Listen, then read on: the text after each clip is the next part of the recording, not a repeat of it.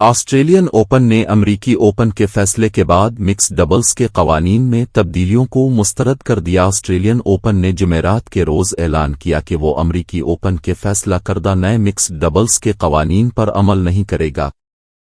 امریکی اوپن کے حکام نے منگل کو اعلان کیا تھا کہ فلشنگ میڈوز میں مکس ڈبلز کو مرکزی ٹورنامنٹ شروع ہونے سے پہلے ایک الگ ایونٹ کے طور پر کھیلا جائے گا، جس میں میچز 3 سیٹوں کے بجائے صرف 4 گیمز پر مشتمل ہوں گے۔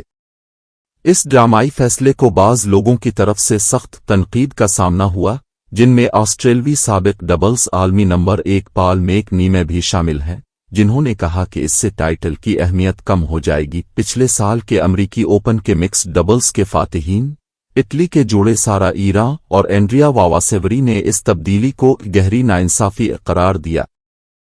ٹینس آسٹریلیا نے کہا کہ اس کے پاس مکس ڈبلز کے ایونٹ میں کسی تبدیلی کی کوئی منصوبہ بندی نہیں ہے، کیونکہ اس ایونٹ کی آسٹریلین اوپن میں مقبولیت بہت زیادہ ہے۔ ٹینس آسٹریلیا نے اپنے بیان میں کہا، مکس ڈبلز ٹینس کے لیے ایک شاندار نمائش ہے اور یہ دنیا کے کچھ ہی کھیلوں میں سے ایک ہے جہاں مرد اور خواتین ایک ساتھ اور ایک دوسرے کے خلاف مقابلہ کر سکتے ہیں۔